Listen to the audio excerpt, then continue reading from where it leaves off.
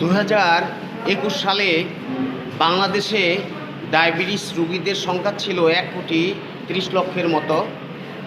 আর বর্তমানে 2045 সালে ধারণা করা হচ্ছে ডায়াবেটিস রোগী 45 সালে 2 কোটি ছাড়িয়ে যাবে।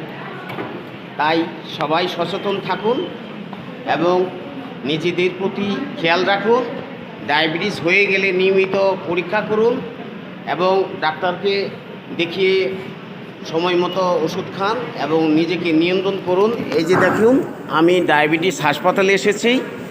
এই যে দেখুন কত মানুষের ভিড়। আপনারা সবাই সবার জন্য দোয়া করবেন এবং সচেতন থাকবেন। আমার এক বড় ভাই আসছে, আমার প্রতিবেশী বড় ভাই।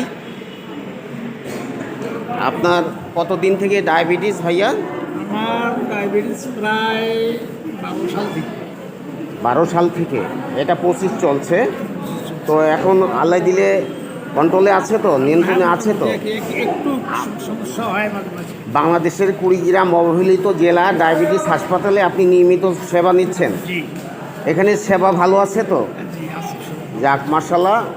আপনার টেস্ট এবং অন্যান্য সেবাদানে কোনো গাফিলতি বা কোনো অবহেলা নাই তো? আন্তরিকতার সাথে আমরা কুড়িগ্রামে ডায়াবেটিস হাসপাতালে সেবা পাচ্ছি। তো সবাই ভালো থাকবেন, সুন্দর থাকবেন। আসসালামু আলাইকুম। দেখুন ভাই ও বোনেরা, আপনারা খাদ্য তালিকায় সবসময় বাজার থেকে যে খাদ্যগুলো খাবেন অবশ্যই জলে অনেকক্ষণ ভিজিয়ে রাখবেন, তারপর এটা খাবেন। আরও অনেক নিয়মকানুন আছে, আমি পর্যায়ক্রমে আপনাদেরকে জানাচ্ছি এবং জানিয়ে আসব।